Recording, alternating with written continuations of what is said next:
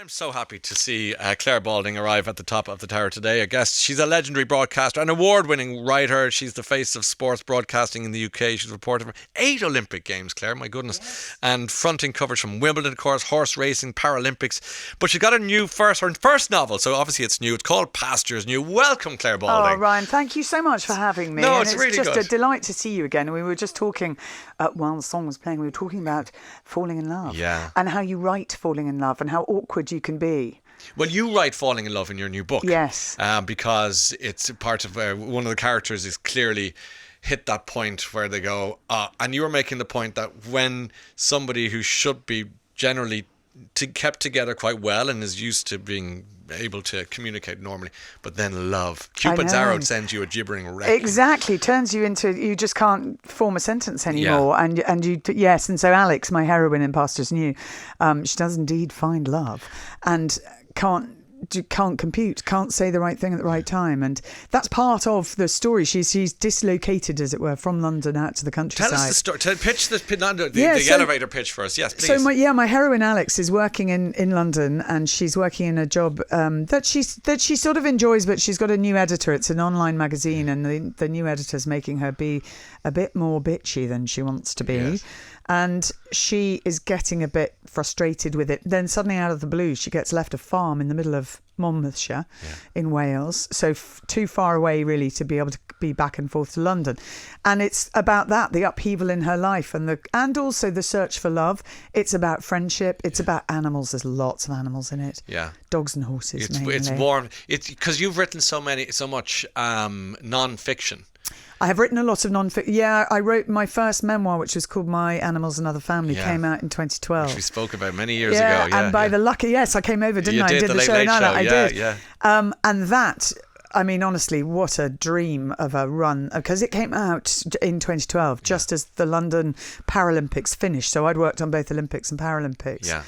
It went straight to number one. It's like, how? I just was... People are curious about you. But you know what? And it was funny, and I think that really helps. There's quite a lot of comedy in this novel. That's it. And I think that's what you do. That book would not have been number one and would not have been such a success if it wasn't a great book. People aren't going to buy the book just because they're curious. A lot of interesting people have written terrible books.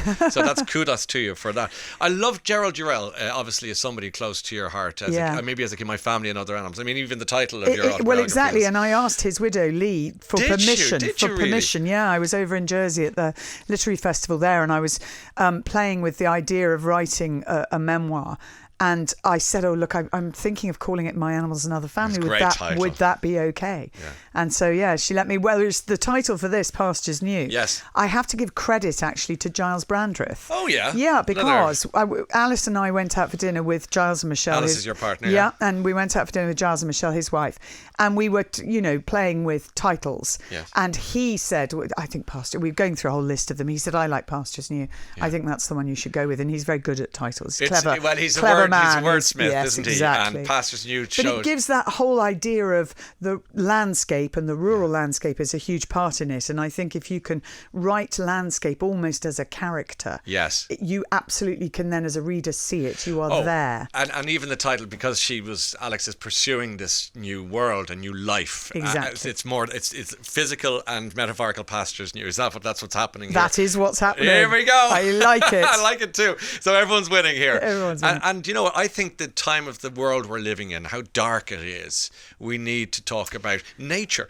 And this is what you write so well, because you've been you if it cut you, you'd bleed nature. You know what I mean? That's a bizarre thing to say, but it's true. It's just that people need like a kindness and hope and something just wholesome. And I wanted to write about friendship as well, about how people support each other, and I think particularly in rural communities where people are quite spread out and where lots of things go wrong and the to-do list is endless, that you need to lean on your next door neighbour or the pub landlord, or the guy who lives in a caravan in the woods but will do any job for you. So there's a character in there called Owen Oddjob. And in Wales, and I don't know whether this happens in Ireland, might be the same. People very often are called what they do. Yeah. So, well, Margaret Thatcher might have been worked on roofs if she hadn't been. But I mean, just as a nickname comes with the first. No, I know what you mean. Owen Oddjob, he does the odd jobs. Yeah. But you'd get I mean Felix the Fence. Yes. yes. that kind of thing. Yeah, it is when you think of local communities and you think of how important things like the post office, the police station, or that shop, they stop being what they are meant to do over the door and become social hubs, and without them, really, they're in trouble. Absolutely, and the pub is the pub, the pub that has a couple of rooms as well. And when Alex first goes down, that's where she goes to stay. Yeah. And so Reese, who's the barman, becomes a real central figure in her life because he knows everyone and everything. That's right.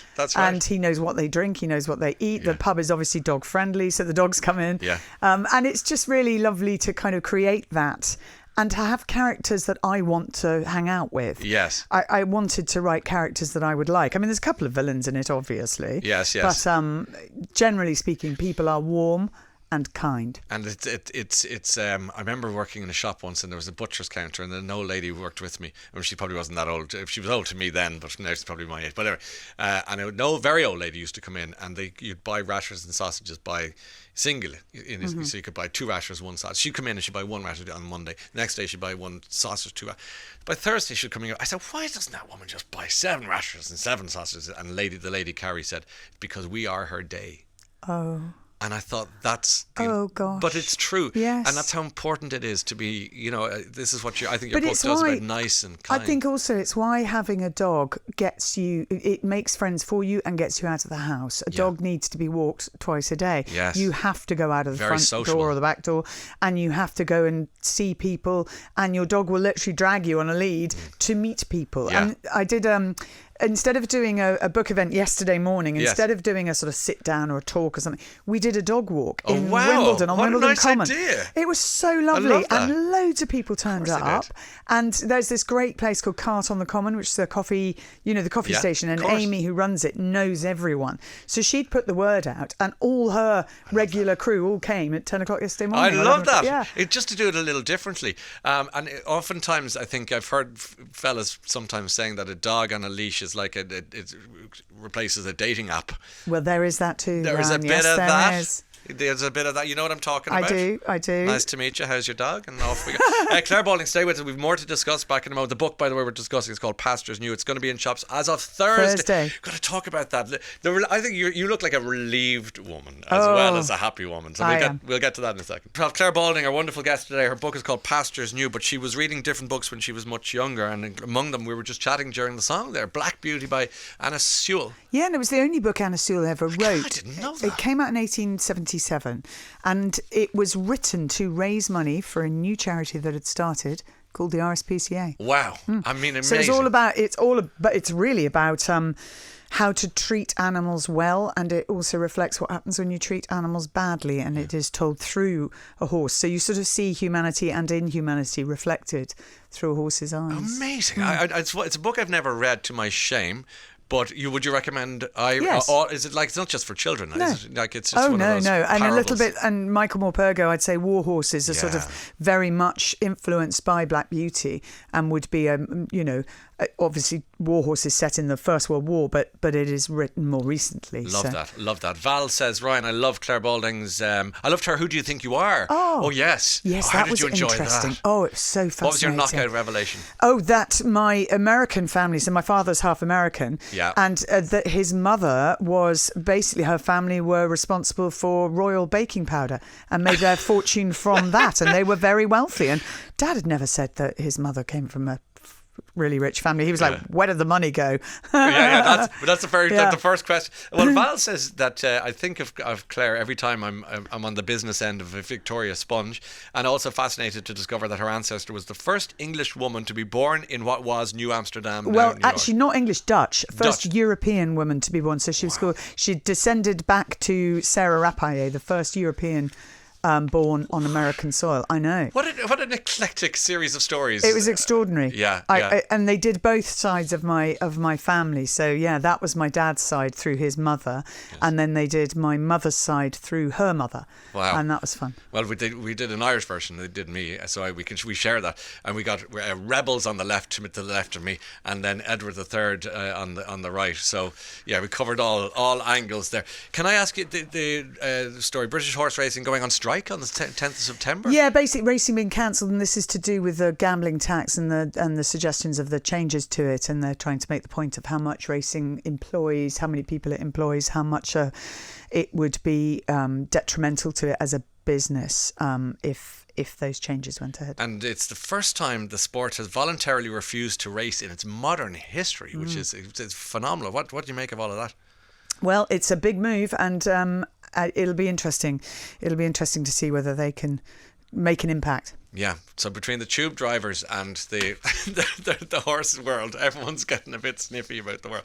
Let me ask you, one of the things I love watching you do is Gogglebox, Celebrity Gogglebox with Alice, your partner. Well, Alice, as people very often say to me, she's much funnier than I am. No, and I get that, and she is.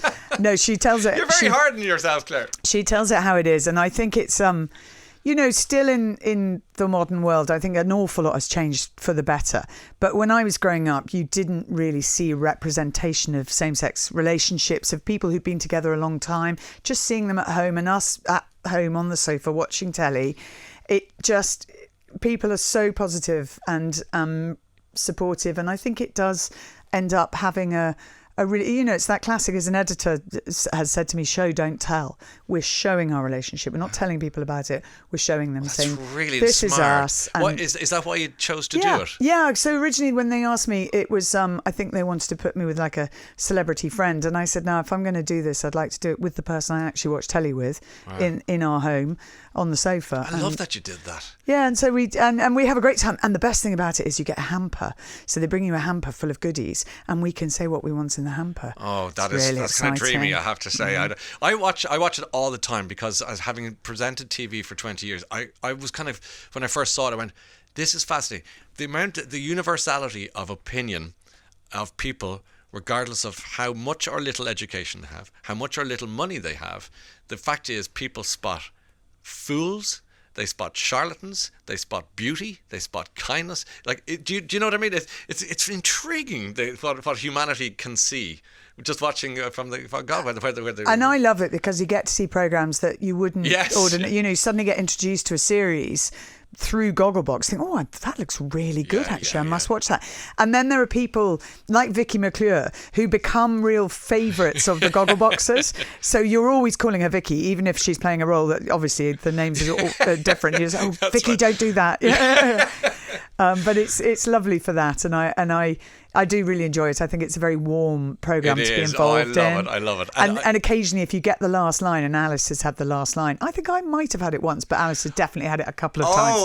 That's a real big thing. That's interesting. That if you get the last line, it's a bit of a mic drop, isn't it? Yes, Jennifer Saunders often gets it. She's terrific. Yeah. I've got to ask you. I'm so glad I remembered now that we're here, rather than halfway up the stairs. Is the hamper? What do you ask for in the hamper? So Alice likes Galaxy chocolate rather than Cadbury, so she asked for that. I asked for gin rather than wine or Prosecco. I would like gin. Gin and tonic, obviously. I'm not drinking my gin neat. And you see, because I'm very careful about my diet these days, I ask for broccoli and tzatziki as opposed to and nuts rather than crisps. I do, and then raspberries and blueberries. I know our bowls have got much healthier than when we started doing it. You could actually do a food analysis of what's on the tables. Absolutely, no doubt about. What is there a phones rule? Because you never see anyone on a phone.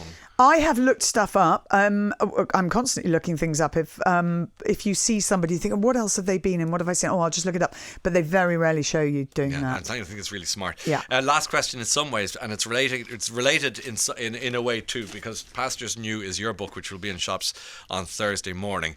But you're a voracious reader. You can see that in your writing. You clearly love story. You love language, and I know you like Dickens. And I've never read a book by Dickens that you say is one of your favourites, which is Barnaby Rudge. Tell me, you're looking at me as if to say, "What, you fool? Tell me, what am I missing?" I do think Dickens is the cleverest writer, and he walked a lot when he was writing, and walked for miles and miles and miles. I mean, like, they walked for sort of 20 miles and saw people and wrote stories. And I think when you read really good writing, and take a modern example, Leanne Moriarty, who I love, Australian author, she can sum up a person in one sentence. you know, and I was teasing, I play golf, and at the golf club recently, there's this fantastic golf member who's of an age, and she's called Jackie Richards, and she used to be a top-class table tennis player. She played for England, and she you can hustle people on cruise ships and things. She would take on the entertainment director, and suddenly he finds he's getting beaten by, you know, this senior lady. Anyway, she said to me, she said, Claire, I've ordered your book. I'm going to read it, and if I think it's any good, I'm going to recommend it to my book club. I went, Jackie, thank you, but I can't take the pressure of that. So we were sitting around afterwards. I said, right, I've started my next book. Jackie was a woman who always thought it best to tell the truth. Why beat around the bush when you could get straight to the point? Her daughter said she lacked a filter, whatever a filter was. And Jackie said, you're going to start? I said, yes, you're going to be the heroine of my next book, and I'm going to take you off on this amazing walk. You're going to go and do the Camino de Santiago to celebrate your 90th birthday. So that's happening? No, well, I don't know. I haven't got a contract yet for the next book, but that's what I'm pitching. Well, there's somebody not too far from us here who might have something to say about that. Clare Balding, Pastures new, the book. Congratulations. What a great... I get the sense that there's a lot more coming where that came from, but I wish you well, every happiness, and thanks for being here today. Thank you. Thank you.